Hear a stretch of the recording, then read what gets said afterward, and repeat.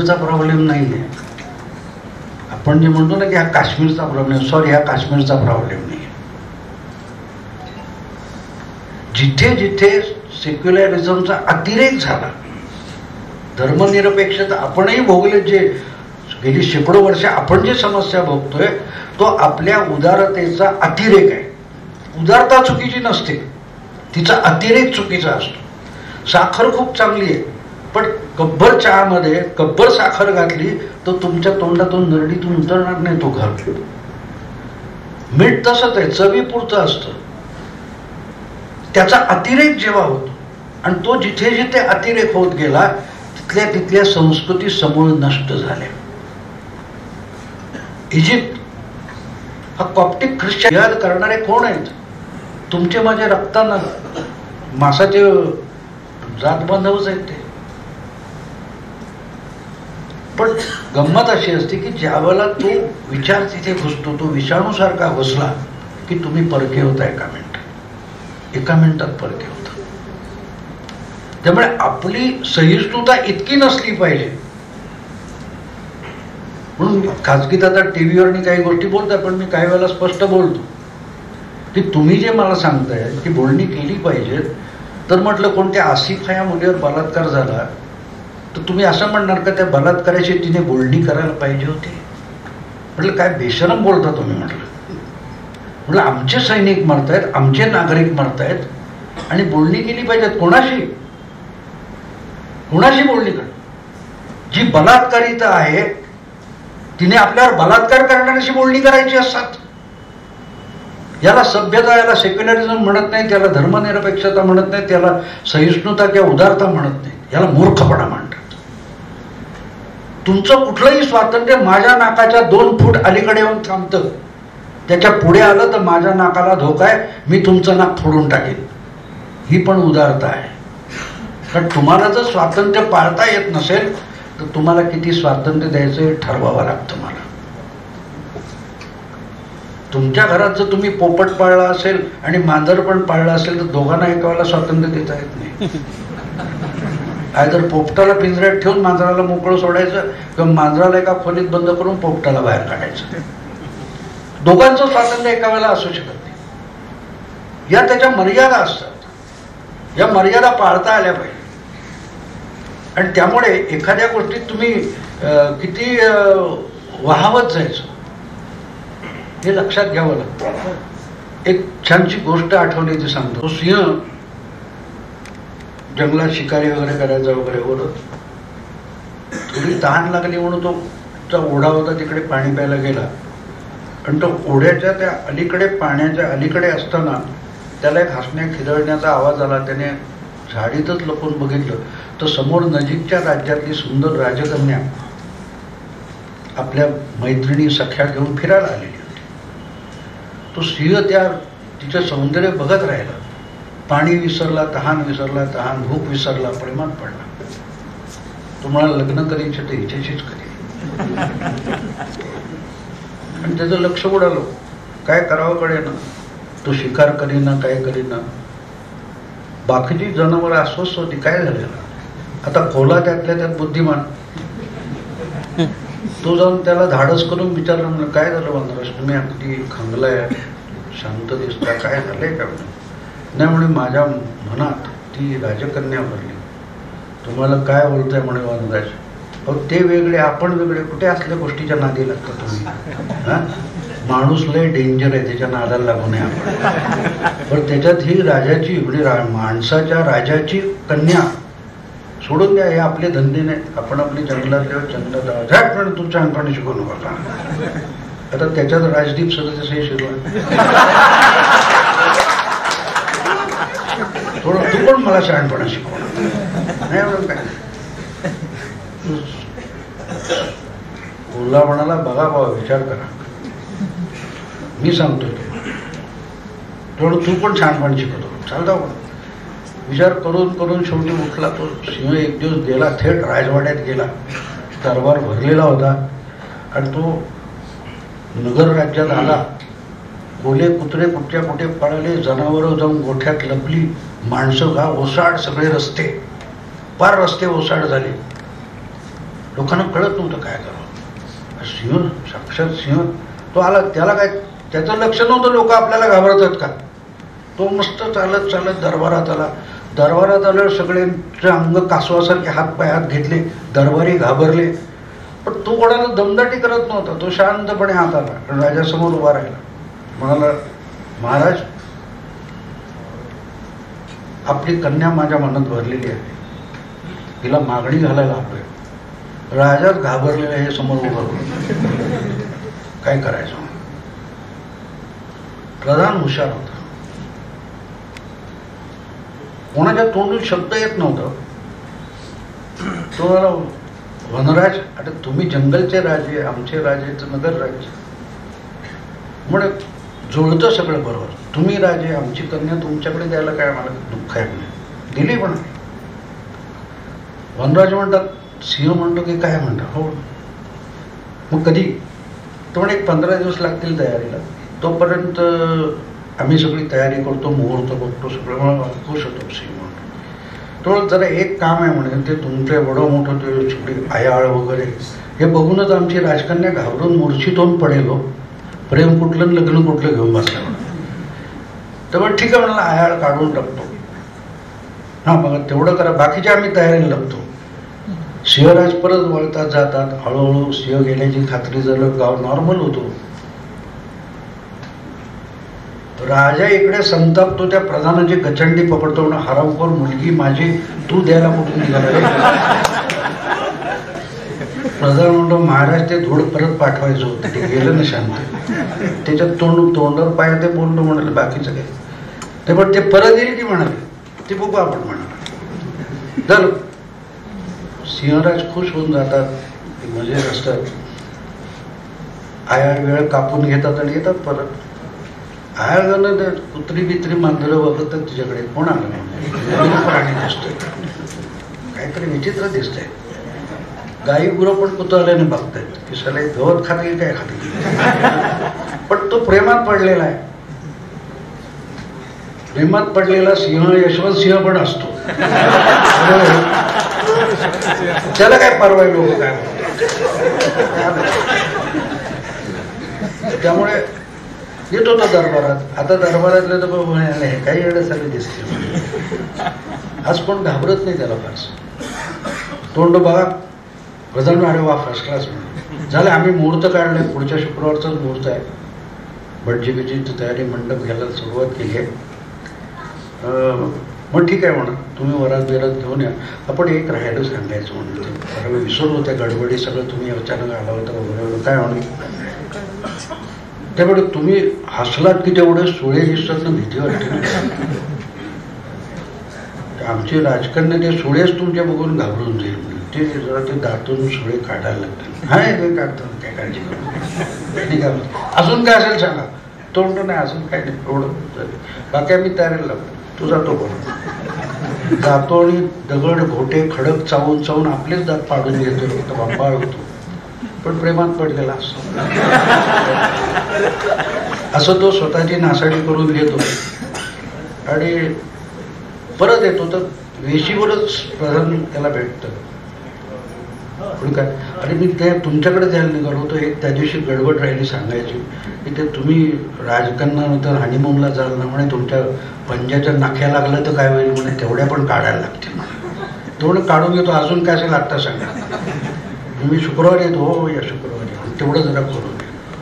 शुक्रवारी जेव्हा सिंहराज नवरदेव येतात, ते गावातली कोली कुत्री मांजरं लहान पोरं त्याच्यावर भुंकत असतात, त्याला धोंडे मारत असतात. पण तो प्रेमात पडलाय, त्याला काय परवा असते.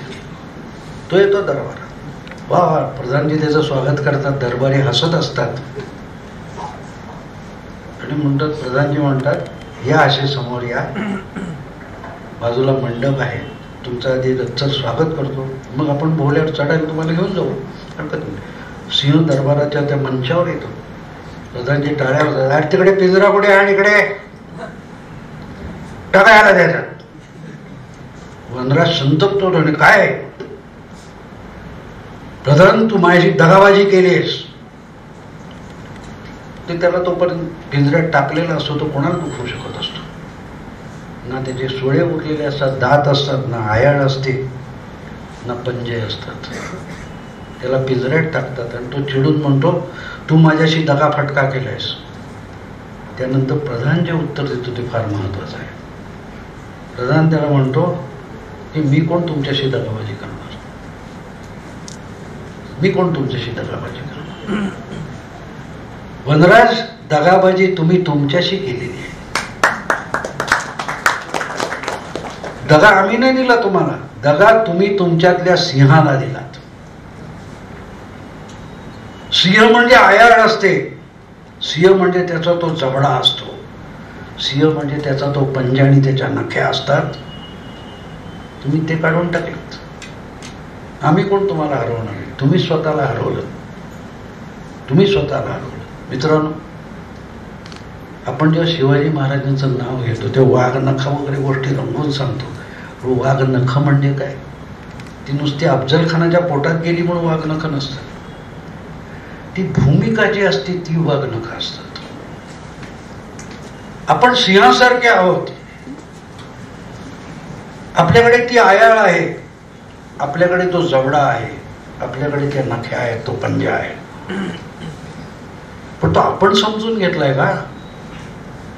आपल्याला कोणी हरवू शकत, आपणच आपल्याला हरवू शकतो. आजपर्यंतचा इतिहास जर तुम्ही बघितलात तर शिवाजी का मोठा आहे की तो ती आयाळ उतरवायला तयार नव्हता. एक राजा या देशातला शिवाजी हा एक राजा आमचा दैवत आहे, कारण तो ती आयाळ उतरवायला तयार नाही. तो त्या नख्या सोडत नाही. तो हिंदू राहतो आणि हिंदू असणं म्हणजे सिंह असणं असतं. तो तितका उदार असतो. मी एक फार सुंदर सिनेमा बघितला होता, खऱ्या सिंहा, माझ्या अस्तित्वाला, माझ्या अस्मितेला धक्का लावणार नसाल तर मी तुमच्या वाकड्यात नाही, पण माझ्या अस्मितेला धक्का लागत असेल, माझ्या श्रद्धेला धक्का लागत असेल तर मग तो तुमच्यापेक्षा मी भयंकर रौद्ररूप धारण करेन. ती धर्मनिरपेक्ष आहे की मी तुमच्या धर्माच्या विरुद्ध नाही, पण माझ्या धर्माच्या विरुद्ध तुम्ही असाल तर मग तुम्ही कुठल्या धर्माच्या त्याची मला कदर नाही, परवा नाही. ही धर्मनिरपेक्षता आहे की मी जो धर्म मानतो तो माझा आहे आणि त्याला धक्का लागता कामा नाही. तो लागत असेल म्हणून तो सिंह काय म्हणतो की त्या पळवून लावतो, तो पण मारत नाही. त्या हरणालाही माहित आपल्याला माहित, तर त्याला हरण ठेवणं, त्याला झेबरा ठेवणं हे त्या झेबऱ्यालाही कळतं. पण तुम्ही तोच सिंह आहे असं वागायला लागाल तर तो तुमचा झेबरा करून टाकतो. आपण ठरवायचंय की आपण सिंह आहोत की नाही, आणि असेल तर कोणाच्या तरी चुकीच्या प्रेमात पडून नाही चालणार. आपल्याला सिंह म्हणून जगावं लागेल.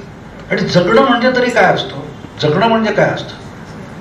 तुम्हाला छोटीशी आत्ता परवाची गोष्ट सांगतो की त्या दिवशी अटल बिहारी वाजपेयींना रुटीनचा चेकअपसाठी IIM मध्ये आणलं गेलं, काय ते एम्स मध्ये आणलं गेलं, आणि अचानक राहुल गांधी पोचले तिकडे त्यांना भेटायला. आजकाल सगळ्या काँग्रेसवाल्यांना अटलजींचं भयंकर प्रेम आलेलं आहे. त्यांनी नेहरू इंदिराजी पण आठवत नाही. तुम्ही टीव्हीच्या चर्चा बघत असाल काश्मीर पासून, अटलजी ने कहा था जमहुरियत, कश्मीरियत, इंसानियत, सगळे काँग्रेसवाले सांगतात. जणू का अटल बिहारी काँग्रेसच्या अध्यक्षांनी पंतप्रधान. पण काश्मीरबद्दल नेहरू इंदिरा त्यांना आठवत नाही. तेव्हा ते लगेच पोचले राहुल गांधी तिथे.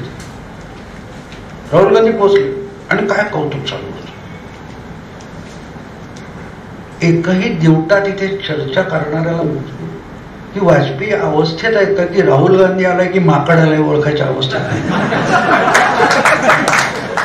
ते अल्झायमरने आजारी आहेत, त्यांना आपल्या जवळच्या कुटुंबातले लोक ओळखता येत नाही. हे माकड तिथे भेटायला गेले आणि कौतुक चालले टीव्हीवर. हा जो प्रकार चालतो त्याने आपण किती गोंधळायचं ठरवलं पाहिजे. आता हा विषय मी का सांगितला सांगतो की काश्मीर विषयक वाजपेयींची भूमिका मला अजिबात मान्य नाही, अजिबात मान्य नाही. पण ह्या लोकांना ती हवी आहे का? तेव्हा तुम्हाला नेहरू का आठवत नाहीत? तेव्हा तुम्हाला इंदिराजी का आठवत नाही? ह्याच काँग्रेसच्या ह्याच पुरोगाम्यांना. तर नेहरूंच्या काळामध्ये आझादी हा शब्द बोलला की तुरुंगाच्या आत. हा उमर अब्दुल्ला आहे, त्याचा आजोबा आयुष्यातली 16 वर्ष तुरुंगात सडत पडला होता. कशासाठी? आझादी पाहिजे होती. ते नेहरू, ती नेहरूंची काश्मीर नीती होती, ती का कोणाला आठवत नाही? इंदिराजींच्या काळामध्ये हे कोणी असले बोलले तर तुरुंगात जात होते. ती काश्मीर नीती नको. सोयीचा वाजपेयी पाहिजे, सोयीचा नेहरू पाहिजे. ही जी लबाडी चालते आपल्याला ओळखता आली पाहिजे. म्हणून मी तुम्हाला मगाशी ते 3-4 फोटो जे सांगितले त्याचं कारण ते की तुमच्यासमोर पेश कसं केलं जातं.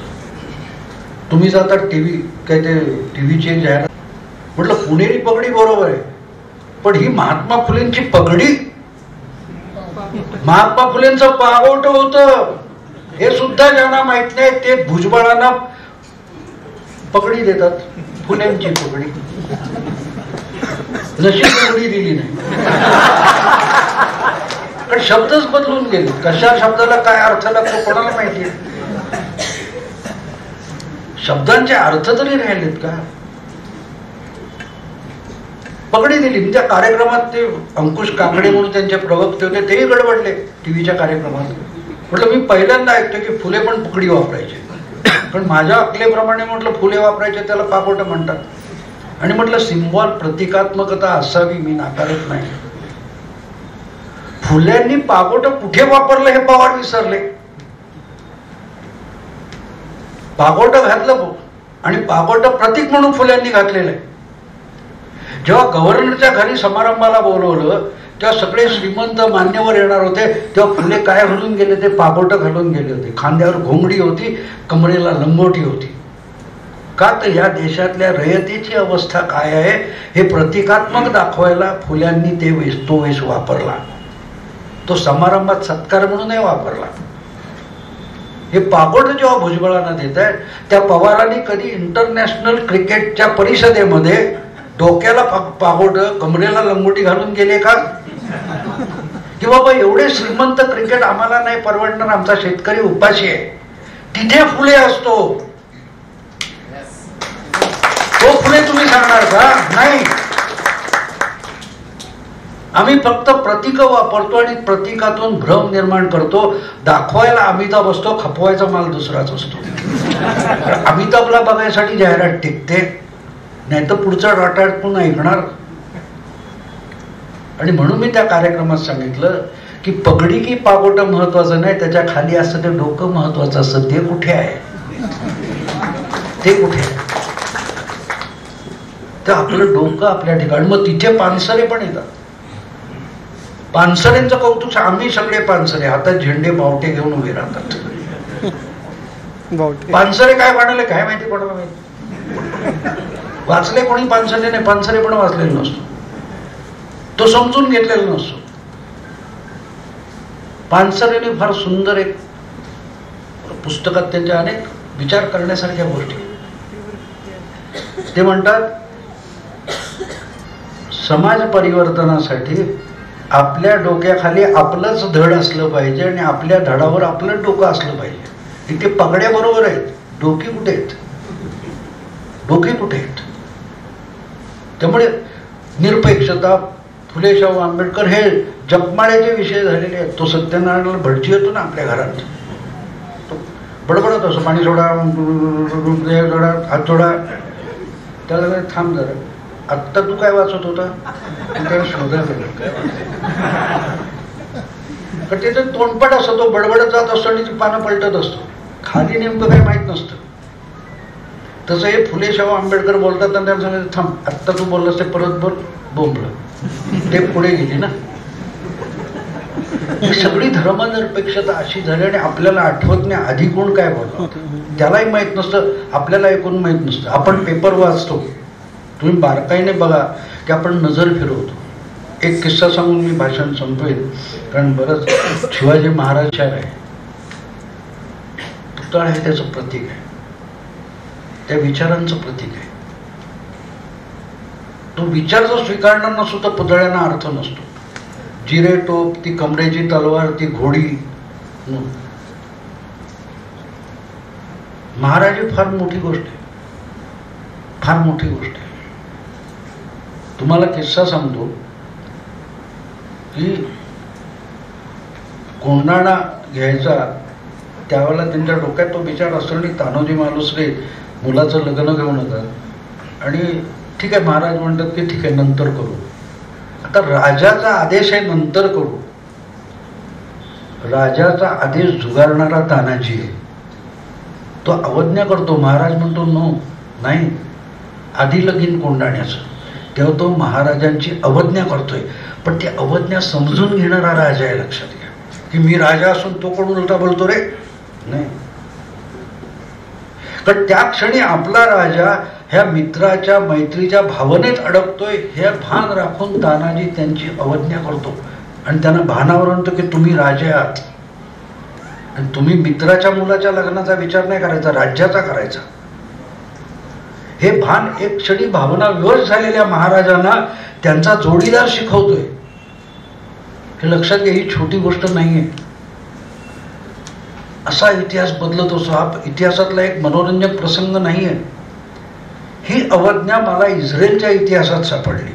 जेव्हा इस्रायल घडायचा होता त्यावेळेला बेन गुरियन त्यांचा नेता होता आणि ब्रिटिश हलकटच होते नालायक. त्यामुळे तिथे अशी परिस्थिती झाली की त्याची विभागणी नाकारली गेली. बाजूच्या 5 अरब देशांनी सांगितलं नाही, जिंकेल त्याचा प्रदेश. आणि अशा वेळेला करायचं काय? जूंकडे तर सेना नव्हती, हत्यारं नव्हती, करायचं काय? आणि 5 बाहेरच्या अरबांच्या सेना ह्या आतल्या अरबांना मदत करणार. त्यामुळे कुठून तरी पैसे गोळा केले पाहिजेत, कुठून तरी हत्यारं जमवली पाहिजेत. पैसे तर म्हणाले अमेरिकेत ज्यू श्रीमंत व्यापारी आहेत, त्यांच्याकडून पैसे आणू. तर मग बेन गुरियनने जायचं ठरवलं. तर एक स्त्री त्या कार्यकारिणीत होती. ती म्हणाली नाही चालणार, म्हणे बेन गुरियनने इथून हलायचं नाही. बेन गुरियनने तो म्हणे पैसे कोण आणणार? म्हणे कोणी आणेल दुसरा. पण इथून जर बेन गुरियन हल्ला तर आपली संघटना मोडेल, कारण तो नेता आहे आणि तो इथेच राहायला पाहिजे. तर ते चिडून खुद्द बेन गुरियनला पण राग आला. त्याने विचारलं मग काय तू जाणारस का? म्हणाला हो, मी जाऊन पैसे आणे. ती बाई अमेरिकेला गेली, न्यूयॉर्कच्या विमानतळावर उतरली. तर तिच्या अंगामध्ये स्वेटर नव्हतं, ती थंडी कुडकुडत होती. ती बाई $5 कोटी नुसती भाषणं देऊन, तिच्या भाषणासाठी लोक जमायचे आणि तिथे $100 $150 मोजायचे. त्यातून $5 कोटी घेऊन आली. तिचं नाव गोल्डा मायर. ती गोल्डा मायर बेन गुरियनला शिकवते आणि तानाजी म्हणतो आधी लगीन कोंडाण्याचं. हे इतिहास कसा घडतो बघा. त्यातून इस्रायल उभा राहिला.